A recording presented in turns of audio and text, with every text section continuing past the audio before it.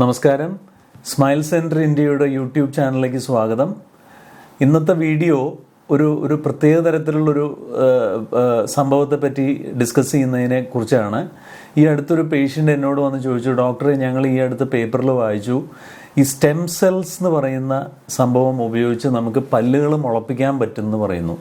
അപ്പോൾ ഡോക്ടർ ഇപ്പോൾ ഇംപ്ലാന്റ് ഒക്കെ ചെയ്യുന്നുണ്ടല്ലോ, അപ്പോൾ ഈ ഇംപ്ലാന്റ് ഒന്നും ഇല്ലാതെ തന്നെ നമുക്ക് പല്ലുകൾ താടിയെല്ലിൽ മുളപ്പിച്ചുകൂടെ? അങ്ങനെയാണെങ്കിൽ പിന്നെ നമ്മൾ എന്തുകൊണ്ട് ഇത് ചെയ്യുന്നില്ല?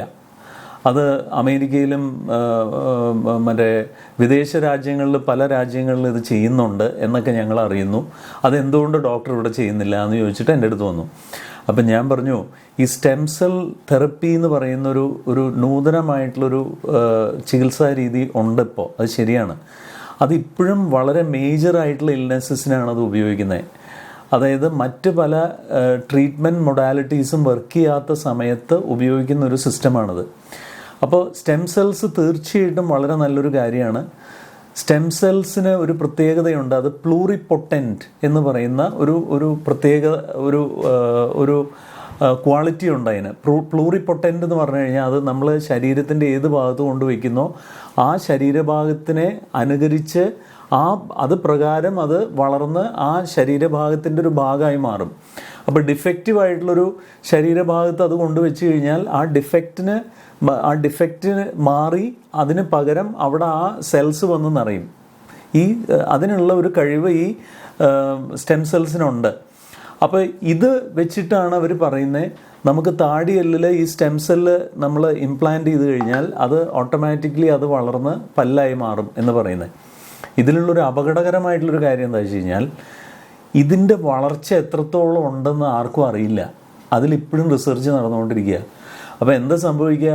നമ്മൾ താടിയെല്ലിൽ സ്റ്റെം സെല്ലൊക്കെ വെച്ച് ഇത് വളരാൻ അനുവദിച്ച് ഇത് അവസാനം ഇത് വളർന്ന് പടർന്ന് പന്തലിച്ച് അത് വേറെ എന്തെങ്കിലും ആയി മാറിക്കഴിഞ്ഞാലുള്ള അവസ്ഥയൊന്ന് ആലോചിച്ചോ. ഇത് നമ്മുടെ കയ്യിൽ കൺട്രോളിലുള്ള കാര്യമല്ല. അപ്പോൾ ഇതിലിപ്പോഴും റിസർച്ച് നടന്നുകൊണ്ടിരിക്കുകയാണ്.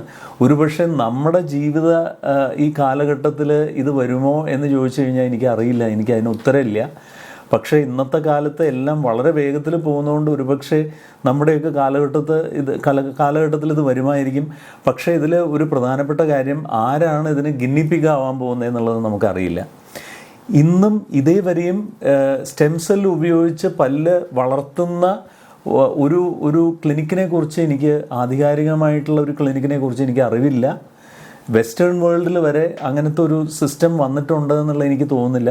റിസർച്ച് നടക്കുന്നുണ്ട്, അത് ശരിയാണ്, ധാരാളം റിസർച്ച് നടക്കുന്നുണ്ട്. പക്ഷേ ഇത് യഥാർത്ഥത്തിൽ പേഷ്യൻസിൻ്റെ ലെവലിലേക്ക് വന്നിട്ടില്ല എന്നുള്ളതാണ് ഞാൻ മനസ്സിലാക്കുന്നത്. അപ്പോൾ അതുകൊണ്ട് ഈ മാതിരി നൂതനമായിട്ടുള്ള പല ട്രീറ്റ്മെൻറ്റുകളെക്കുറിച്ചും നിങ്ങൾ വാർത്തകൾ വായിക്കുകയും കേൾക്കുകയൊക്കെ ചെയ്യും.